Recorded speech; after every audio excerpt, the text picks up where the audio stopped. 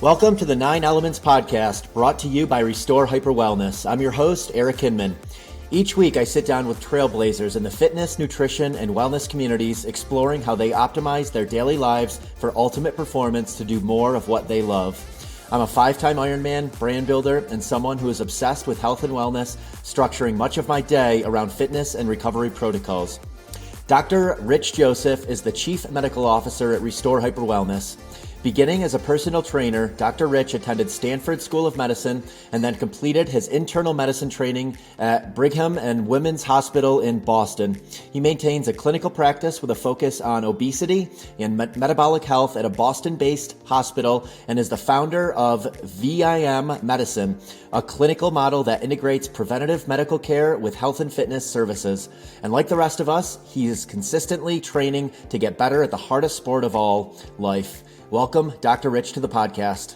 So, Chief Medical Officer for Restore. When did you take that position with Restore?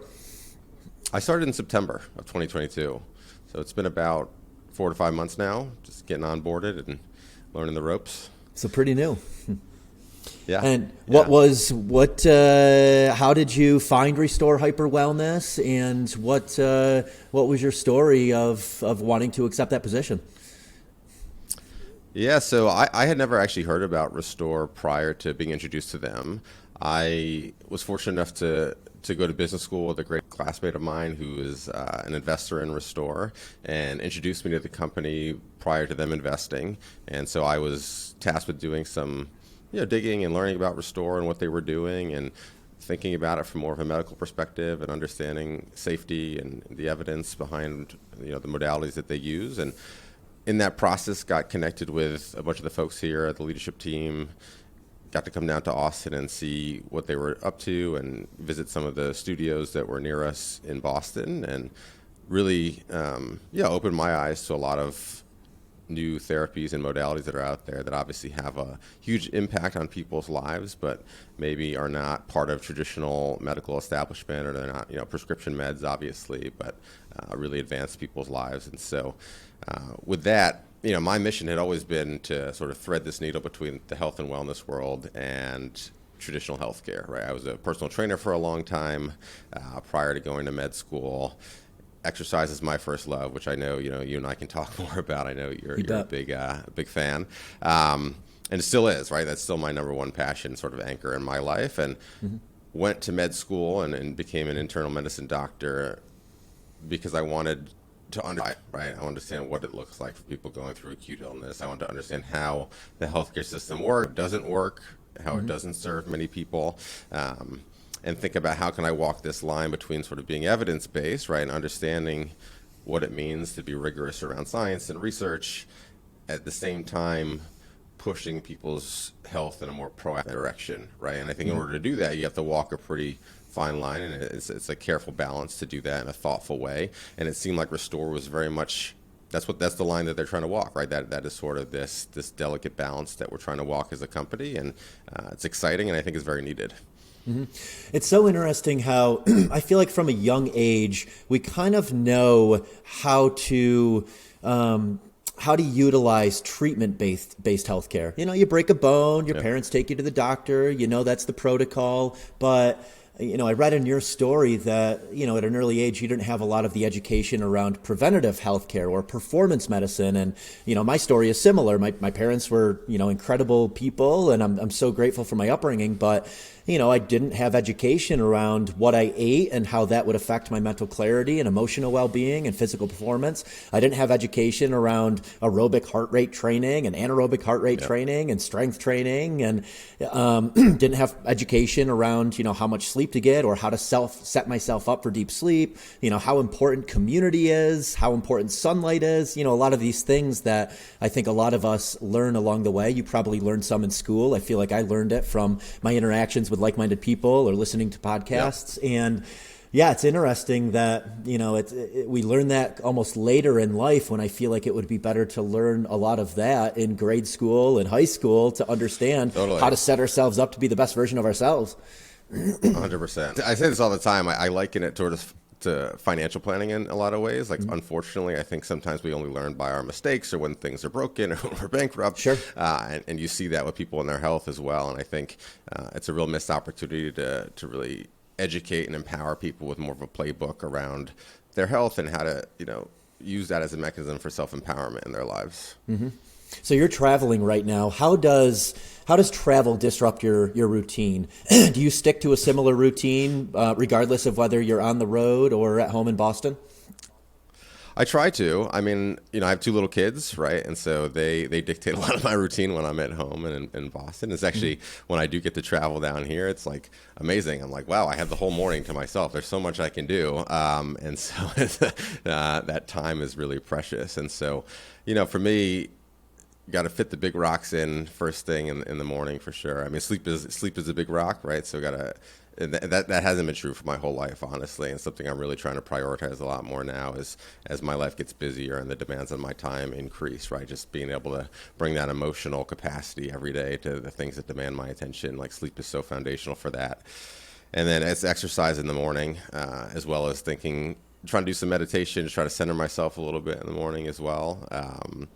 I feel like try to be proactive early in the day. I think output early in the day and input later in the day is sort of my framework for thinking about things, because once the day starts to take off and you're looking at your phone and you have all the emails coming in and meetings happening here, it's hard to be proactive, I think. Mm-hmm. I love that. Output early in the day, input later in the day. Yeah, because we start to get bombarded with distractions and to-dos as the day goes on. And I'm similar to you. I like starting my day on my terms and, having a quiet morning, being able to think, meditate. I think it's so important for us to get solitude. And, that doesn't have to be traditional meditation. It could be an hour mountain bike ride where you're out there alone in nature, but just having time and space to yourself to reflect and also to practice presence. I think that's something that we easily lose as more and more to-dos mount up in our life, more obligations mount up in our life. We just kind of become reactive instead of,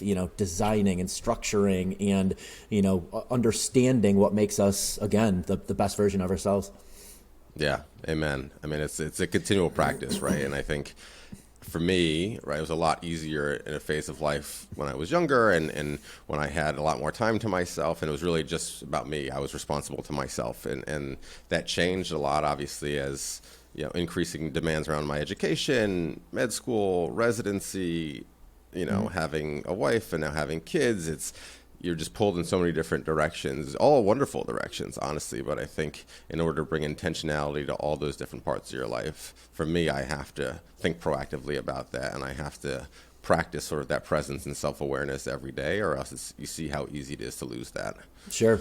Yeah, you have glass balls that you can't drop, family, kids, but it sounds like you still prioritize self-care practices to show up as the best husband that you can be to your wife and the best father you can be to your kids.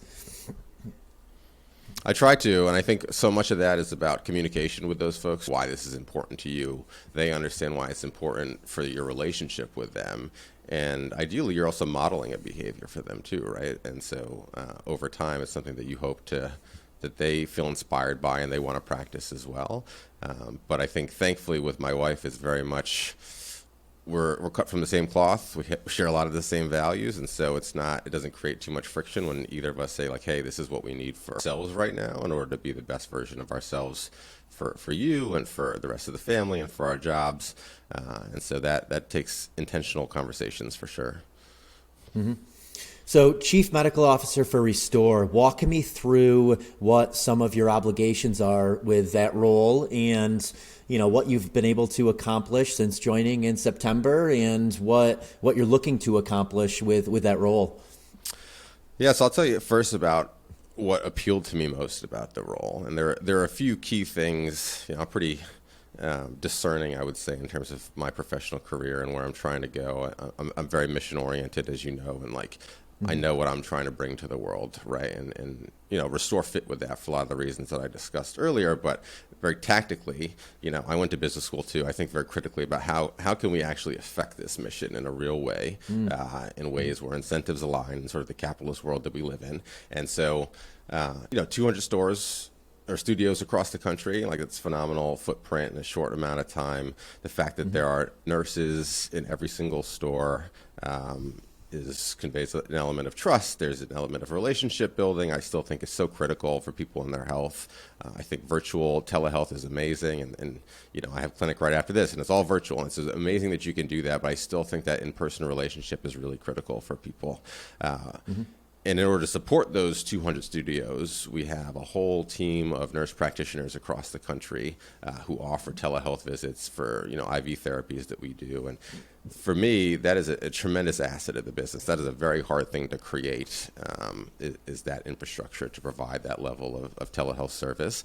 And thinking about how do we lean on that more over time? How do we deliver more proactive but also more personalized services through telehealth, I think is a tremendous opportunity.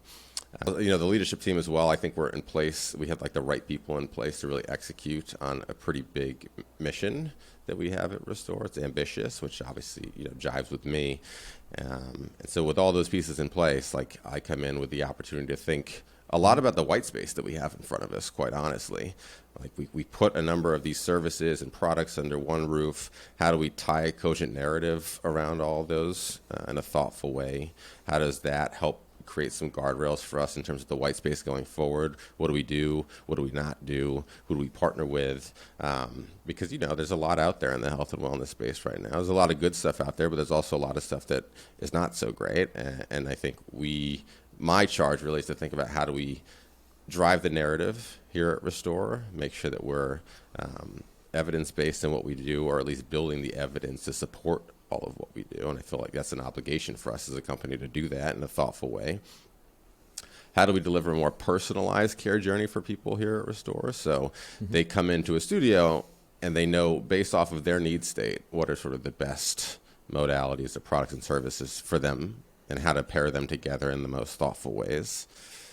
How do we drive more advanced research at Restore? How do we take this giant customer base that we have and really get them excited to sort of participate in clinical research to advance the evidence around what we're doing?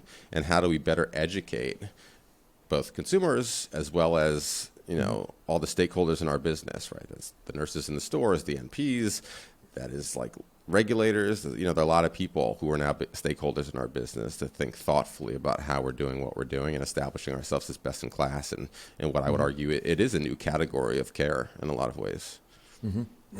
Yeah, it definitely is. It's interesting how many gyms there are, how many bars there are, how many restaurants there are, pretty much on every street corner in a major city. But recovery studios, preventative healthcare studios, wellness communities, they're kind of few and far between. I mean, I generally have a difficult time finding a place where I can get my heat exposure and cold exposure when I'm on the road. And oftentimes I gravitate towards going to someone who I met on social media's home that has a sauna and cold plunge if there isn't a Restore in that city. So it's definitely not as prevalent as many other things that we have. And what I love about Restore is that a lot of the modalities are feeling based. I go in the sauna, I feel a certain way in the sauna and I feel a certain way after the sauna. And you do that over a longer period of time, you really reap the benefits. Same with the cryotherapy chamber and same with the HBOT and the drips, that you have energy after you get a B12 or glutathione. Right. So I love that there's a feeling associated with it. And, that keeps me coming back. When I was in Greenville, South Carolina with my girlfriend for 8 months, Restore Hyper Wellness was my go-to place because I didn't have those modalities at her apartment. I've since, built an environment here at my house where I have a lot of those same things that, it's great. And I'm a huge proponent of designing your environment so you thrive, whether it's, your own environment, if you can do that, or finding a place like Restore to complement your wellness routine. Because, in my Ironman days, I, to a fault, utilized exercise to produce, mental clarity and energy and that feeling, that endorphin rush. And, you have to go further and faster to keep getting that same high from exercise. And it was to a detriment. I was overtraining. I was running, biking, way too much. Right. And, the sauna, the cold plunge, the red light therapy, all of these things, they've been a blessing because I get a similar feeling, but without running myself into the ground. I can recover using these things so then I can exercise again the next day at a high capacity, but I don't have to just use exercise to get that well-being feeling. Totally. Yeah, I think you hit on a few really important pieces here. So I think one is the fact that the hook for Restore in so many ways for new customers and consumers is that you do feel better immediately, right? And that is very, that's tangible for people. And I think it gets to, particularly around energy levels, right? I think, if we think about energy as like our most valuable currency that gives us, the ability to feel good so we can do more of what we love, which is a lot of what, Restore's language. And then over time, right, the wear and tear of life, whether that's stress, whether that's injury, whether that's extra weight, whatever it is, our energy levels sort of decrease with time. And I think what we're showing at Restore and trying to provide those supports for people to understand you can actually restore or renew sort of those energy levels in more thoughtful ways and manage those energy levels better going forward, right? And to your point, it's about managing our energy. You have to create sort of that stimulus or that like those micro stresses like you do with exercise in order to create any adaptations in your body, but you also have to provide the right recovery as well to actually manifest those adaptations. And I think that balance is a really key thing to strike for people that we don't really do a good job of educating people about how to do. Definitely. There's obviously physical benefits to all of this, and that's initially how I started with sauna and cold exposure was the physical benefits. But honestly, what keeps me coming back are the mental, emotional, and energy benefits of it. And what I've really noticed over time is my ability to manage stress is so much better, doing heat exposure, cold exposure, specifically those two modalities that I just don't feel nearly as stressed out as I used to. And stress is something that creeps up in all of our lives. All of us have bad days. All of us have, massive to-do lists and, we're just bombarded. And, as soon as I do my sauna and cold plunge routine in the afternoon or early evening, all of those stressors are wiped away. And there's definitely something to it where, you have this adaptation from subjecting yourself to these good stressors so that when the bad stressors creep up, they don't knock you off your rocker. Totally. And I think that's the key point of I think the term stress comes with a lot of negative connotations now in our society. And I would caveat it to say sort of chronic distress is what we're trying to get away from, right? That sort of subtle underlying level of anxiety and sort of stress that causes negative emotions for us. In order to create health, I would argue, and any positive adaptations for our bodies, we actually do have to subject ourselves to some level of stress and call it discomfort. Right? Like cold therapy, it's not comfortable when you're in there. You get better at it over time, right? Your body adapts to it. But I wouldn't say it's the most comfortable experience, but it's more the gains that you realize after that, right? By subjecting yourself to that, micro or sort of deliberate discomfort is really, as we think about proactive health, what does that mean? You have to be deliberate and intentional with those discomforts that you expose yourself to in order to advance, in order to adapt in ways that are meaningful to you, both physically, emotionally, psychologically. And I think we need to do a better job of educating people how to do that and giving them the supports and the team and the tools to do it. Yeah, exactly. I mean, I think associating it to exercise. Obviously, exercise is oftentimes uncomfortable in the moment. It's a prime example. Yeah, and that afterwards you're going to feel so much better. You're going to have more energy. You're going to have more mental clarity. You're not going to have a lull in the afternoon. And I think it's kind of comparing some of these things, the stress from exercise, the stress from these recovery, even though it's called recovery protocols, is very similar. But they still cause a stress. Yeah, and the feeling afterwards. Right? They still cause a stress. Like heat therapy causes a stress. We call it, it's an exercise mimetic in a lot of ways, right? Your blood pressure goes up, your heart rate goes up, your levels of inflammation go up temporarily, right? And if that's what exercise does. And so if you ever told anybody you're going to do something that you're going to jack up people's blood pressure and you're going to cause them inflammation, they'd be like crazy. I don't want to do that. That sounds unhealthy for me, but that's what exercise does, right? And so it's limited, it's deliberate,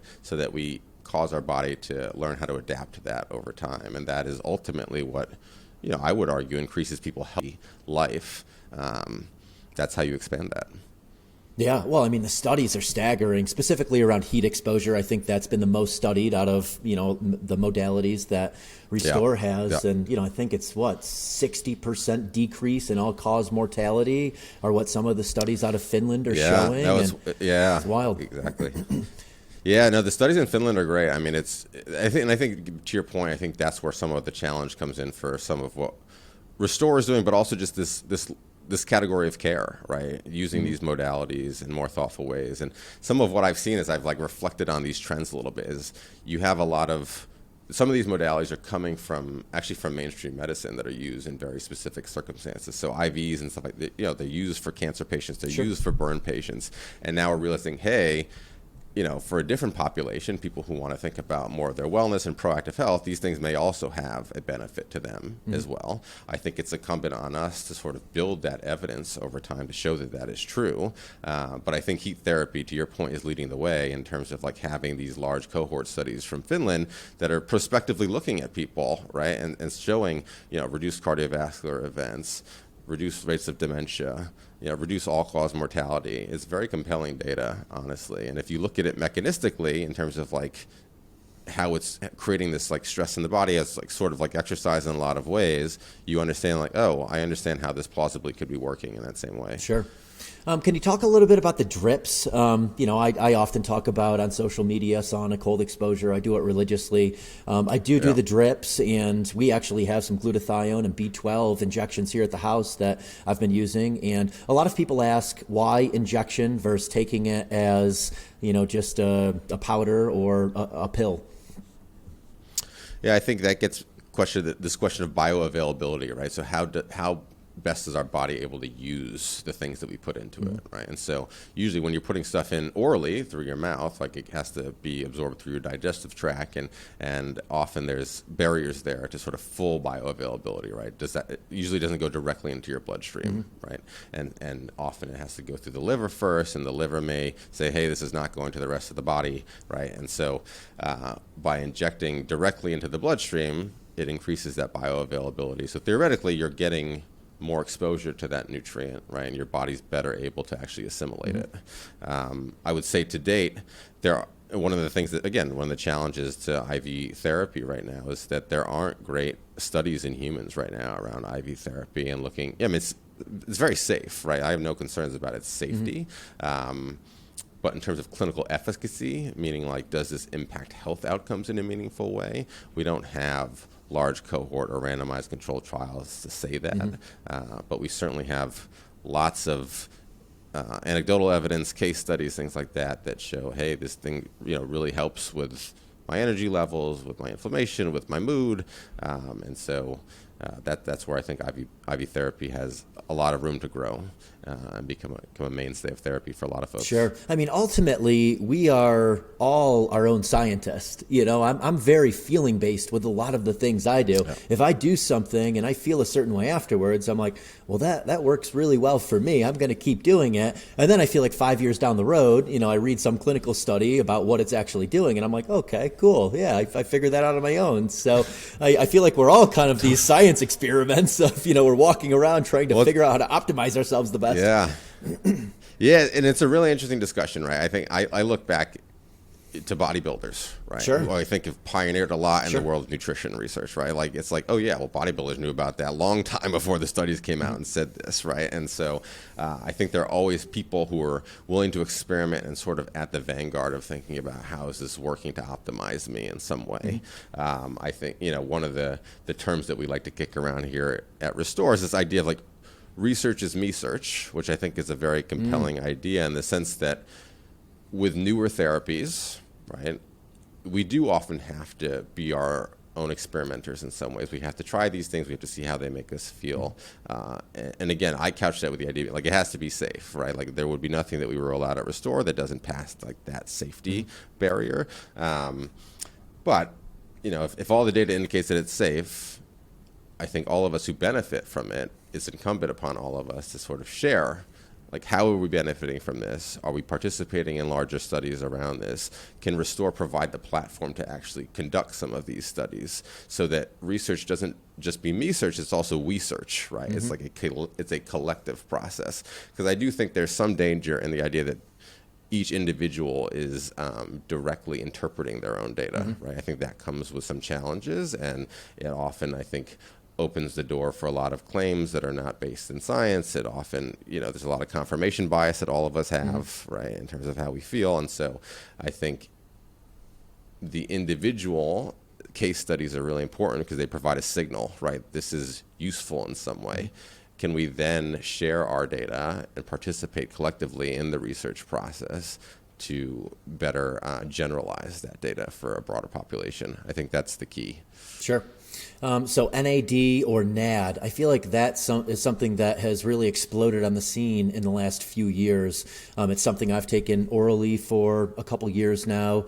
I haven't done the NAD drip at Restore yet, but can you talk a little bit about NAD, since that seems to be such an interesting IV at the moment? Yeah, super interesting. And NAD, it's a cofactor in a lot of chemical reactions in pretty much every cell in our body. It controls how we repair our DNA. It controls how we deal with inflammation. It controls how we metabolize energy in our cells. And so it's essential for pretty much any reaction that keeps us alive in our body. And so when I say it's a cofactor, it's built off of a vitamin, right? Vitamin B. Niacin is sort of a precursor for NAD. And so what we've seen, though, over time is that it's true. We've shown that NAD levels decline with age, right? And so if you think about it, hey, this is such a vital cofactor for all of our chemical reactions in our body, our ability to produce energy, then theoretically, if it's decreasing with age, we may want to boost or supplement our levels over time. And so you have, oral supplements, NMR, NM, like that all are precursors to NAD.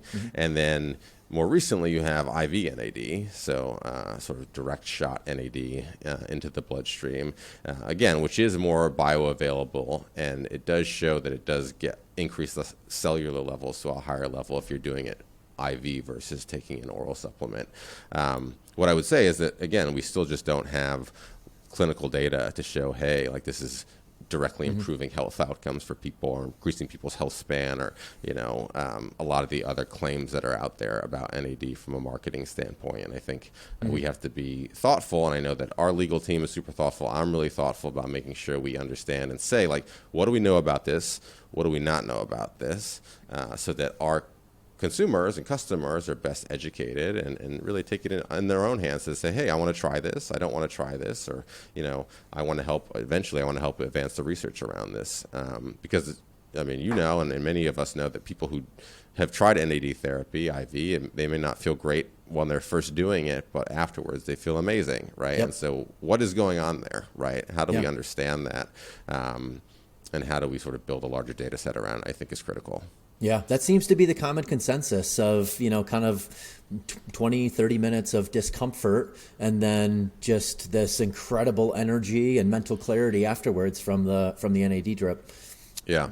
And I would say, the evidence base is growing around it. And like, again, the hard part, and a lot of, I think my charge here at Restore too, is to help, how do we educate people around the level of scientific research that we have around some of these things, right? Because it's so easy, as you know, like you can go Google or on PubMed and find any study that confirms anything that you want to say. And so we have to understand, what is that level of scientific evidence? What is the way to sort of understand the science and sort of different levels of evidence so that all of us are educated, honestly, and can then make our own choices about what do we put in our bodies and what's best for us. Again, with guidance and support, which I think is obviously what we're trying to provide at Restore. Curious about NAD+, but don't have the time to sit through a 60-plus minute IV drip? Introducing NAD+ IM shots from Restore Hyper Wellness. NAD+ IM shots deliver a quicker and easier NAD+ experience with comparable benefits to an IV drip and may help your body jumpstart cellular repair mode, rejuvenate your energy, and clean house of internal damage. Think of NAD Plus as oil for your car. It is essential to hundreds of metabolic processes in your body that break down the food you eat to create energy and also rid your body of cellular waste. And at Restore, your experience includes a cryotherapy prep session, the ultimate 2-for-1 energy kick, all in under 15 minutes.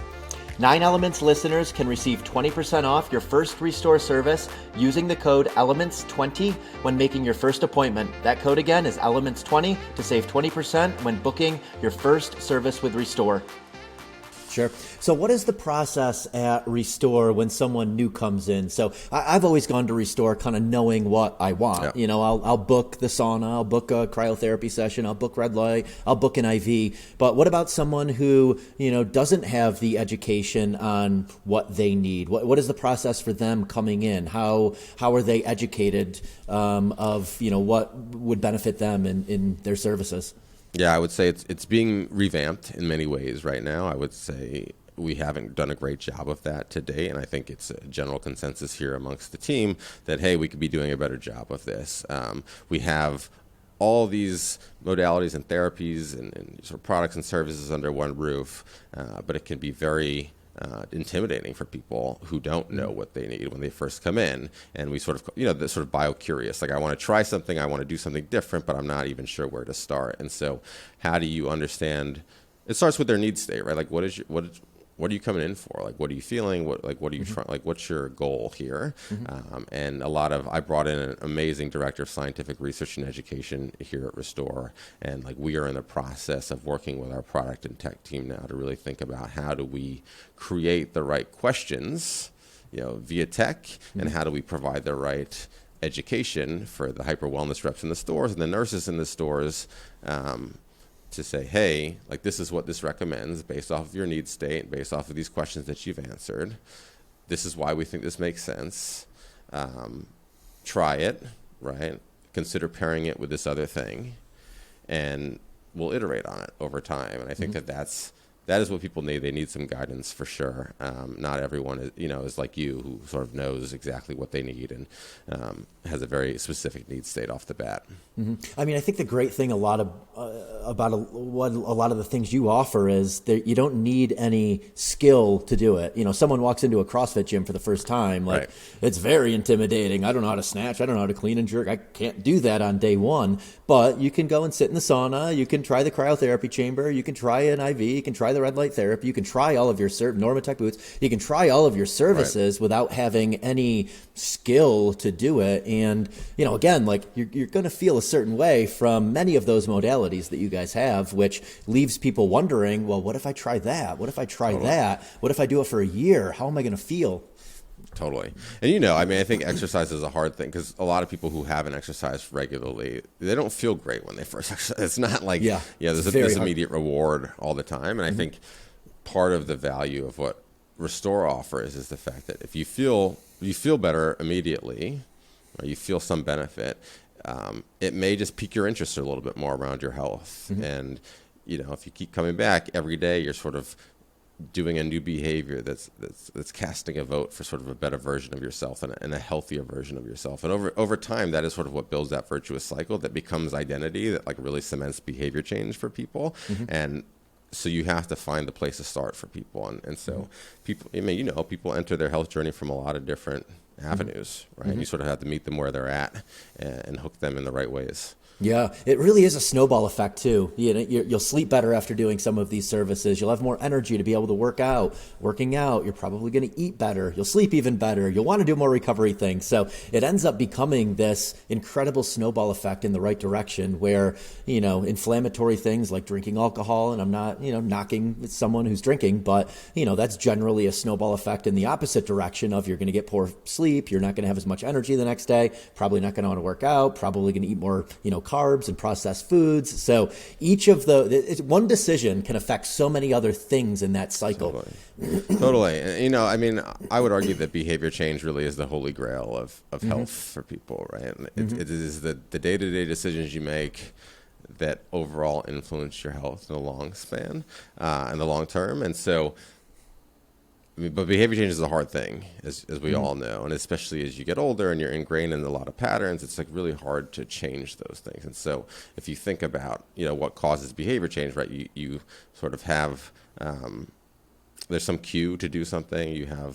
You do some action, and that there has to be a reward with it. It has to be reinforcing. And I think that positive feeling that people get from being at Restore, whether it's they feel more energy, or they've connected with someone there, right? Or they've discussed their health issues, with someone sitting next to them in sort of more of a community setting. Like, those things are all very reinforcing for people, and it can create that positive virtuous cycle of behavior change for people that then spills over into a lot of other elements of their health as well.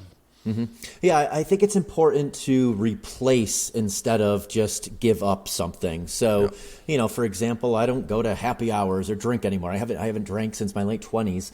And for me, my sauna routine has replaced that, where we invite people over here every day from 4 p.m. to 6 p.m. to do contrast therapy. I get my human connection through that. Being in the sauna, I feel vulnerable. I'm able to have really deep, interesting conversations with people that, I probably in my 20s only thought I could have by going to a bar. So I was able to replace one habit with another habit, but I get the same benefit from it of human connection, feeling good, meeting new people, all of those things that I once got from going out.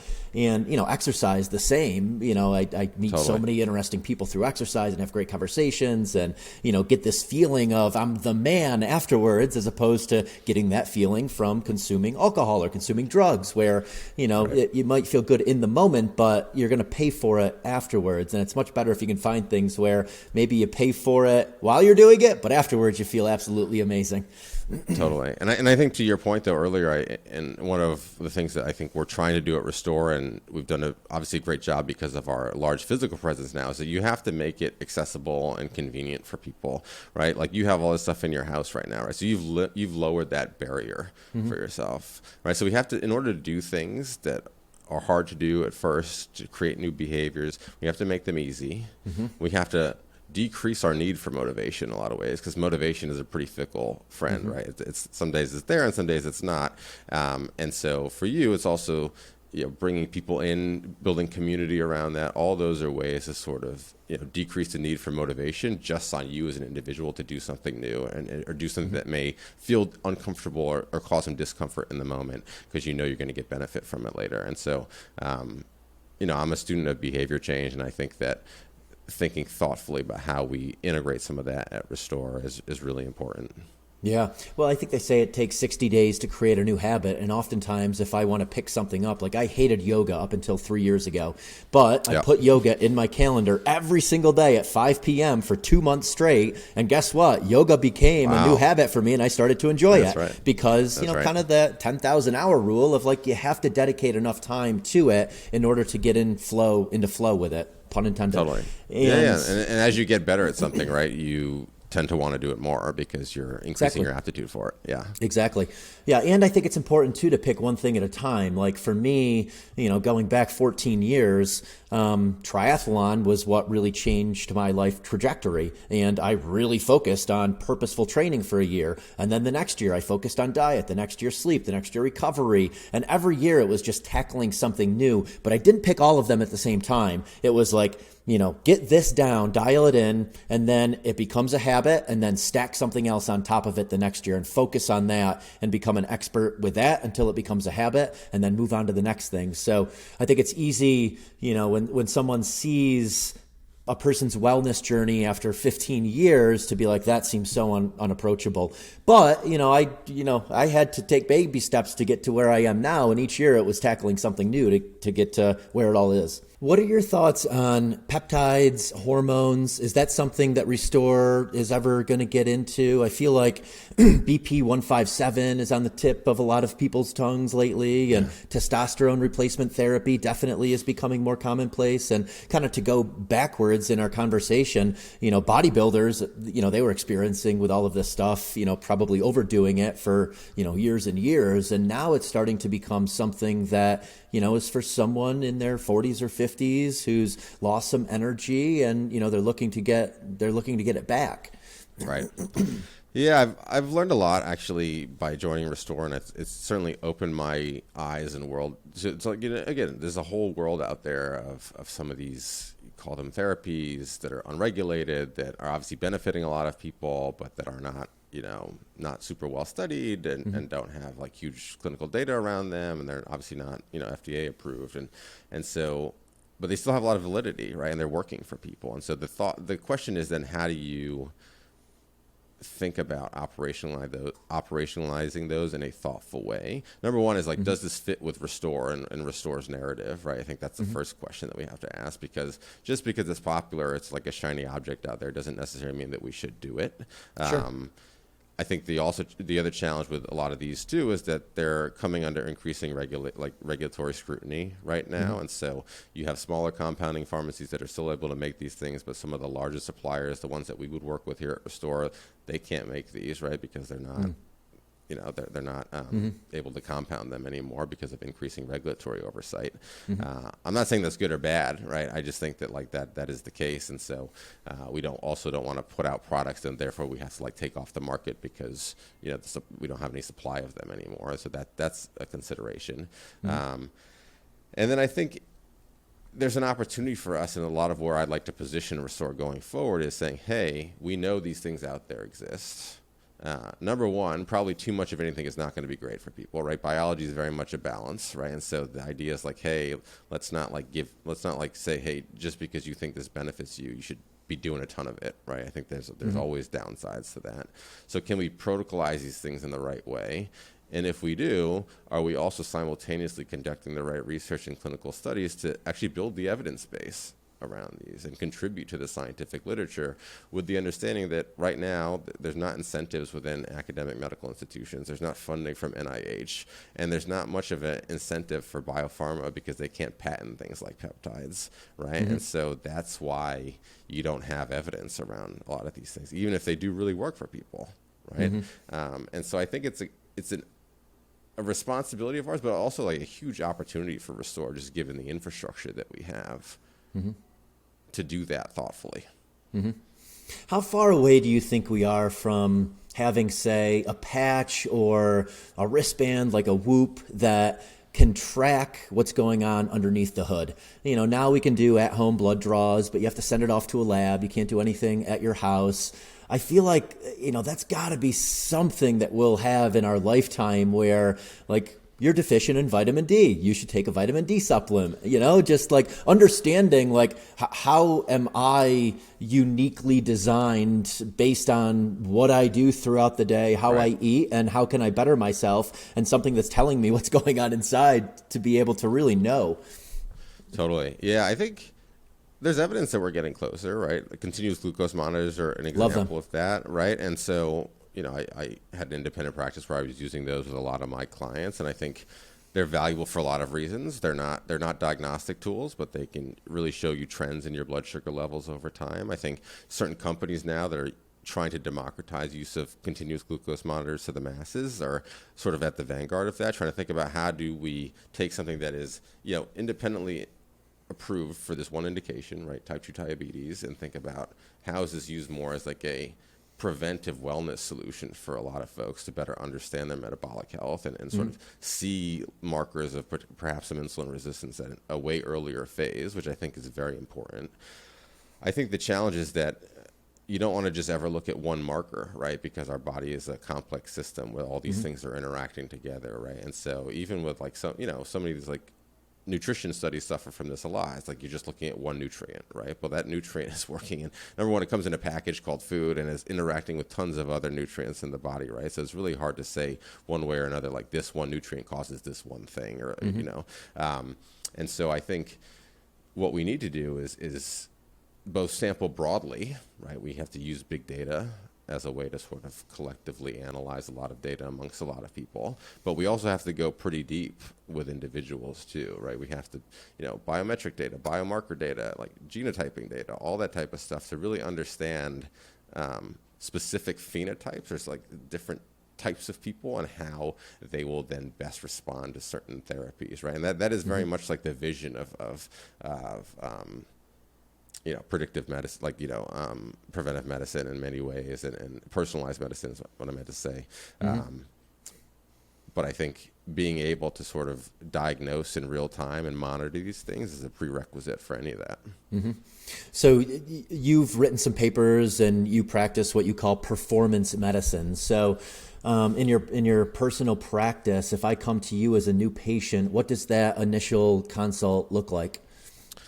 Yeah, so I tried to trying to democratize this term of performance medicine in a way, because I think that so much of my training obviously was in a reactive healthcare system, but so much of my orientation is around sort of proactive health, and obviously as an exercise evangelist, like that's core to my prescription in my practice. That is like the primary prescription for all clients.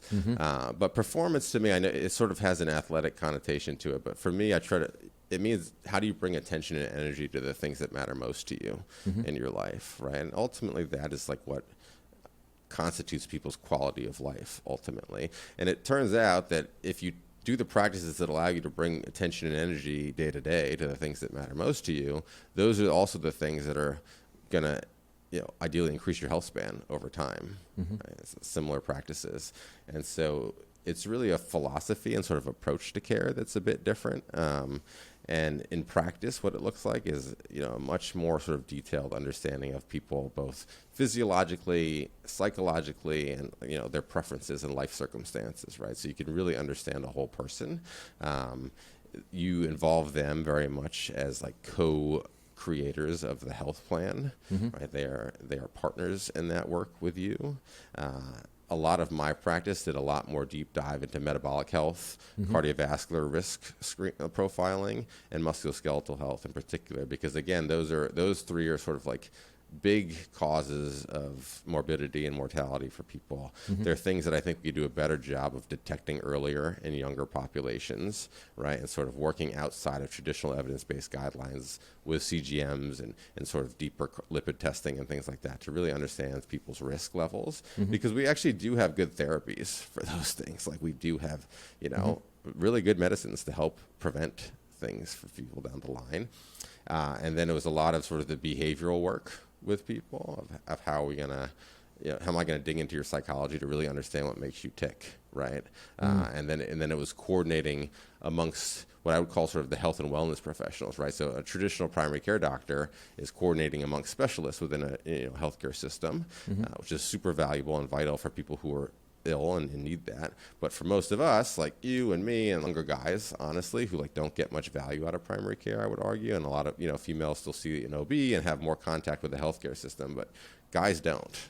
And so it was about how do we coordinate all of your health and wellness needs, really. And like, so me working directly with personal trainers, me working directly with physical therapists, and making sure that like all teams were talking to each other so we could really take care of someone holistically.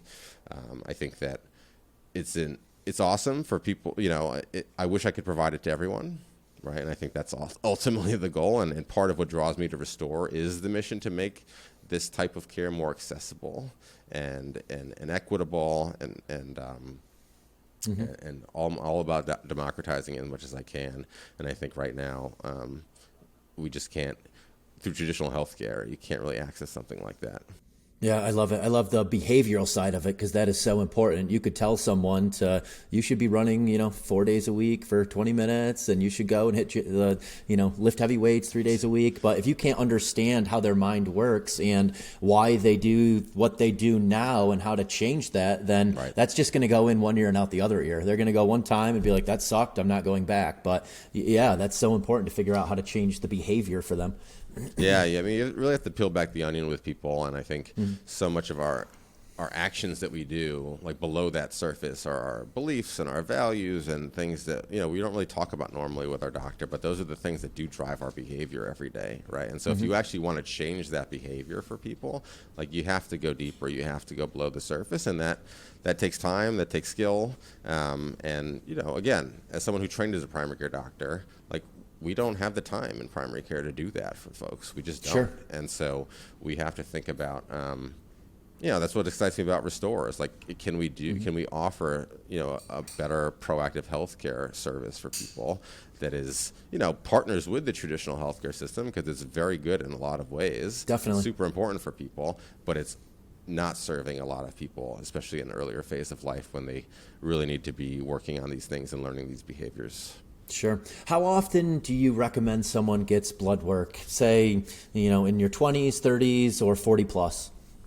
Yeah, I'm a big advocate for looking under the hood. I think it's important. I think that as long as you sort of understand a little bit what you're looking for and working with the right people, I think we can detect markers of insulin resistance really early for people, right? And I see that at a really early age for a lot of people. And it's not just because people are overweight. It's like there are a lot of things that cause it. Genetics, right?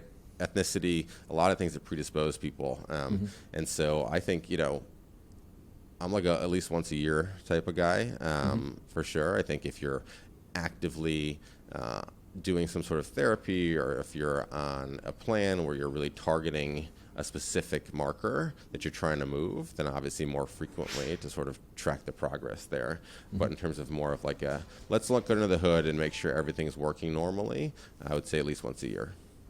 Yeah, I just started doing it on a more regular basis. In my 30s, I very rarely had blood work done, maybe every 5 years. But turning 40, now I'm starting to do it at least once a year, and sometimes several times a year. And it's interesting how much it can change in a short amount of time. So I think it is something that you want to be on top of to understand what's going on. Right? We take our car into the shop every, few months, Exactly. right, for maintenance, right? We got to look under the hood. If we take our car in, like we're very good at doing maintenance on our car, right? Like it's sort of built in. Yeah. And so I think it's incumbent upon us to also look under our own hoods too, because stuff is hiding under there sometimes for people, and we could actually do something about it. So it's important. Definitely. Yeah. I mean, and the car is something we often trade in after 3 or 5 years. And, we're not trading in our body every 3 or 5 years. So it'd be nice to know what that was going on. That's right. That's right. It's our most prized possession for sure. Sure is. Health is wealth. That's right. Well, I know that you have some patients coming up here, but I really appreciated this. And thanks for sharing your knowledge with the world and helping people change their behaviors. And it's cool to find someone who is practicing both, traditional Western medicine, but also preventative healthcare, and, having Restore as an option for people to feel better and do more. Yeah, I think amazing opportunities here at Restore, and really appreciate what you've done with the podcast, bringing on a lot of inspiring folks and just sort of, sharing stories around how people are helping to advance their own health and wellness, because it is a journey, and I think we all learn from each other, and so the more stories we can share, the more we all learn. So thanks for what you're doing. Can't agree more. Thank you so much, Rich. Yeah, thank you. Talk to you soon, Eric.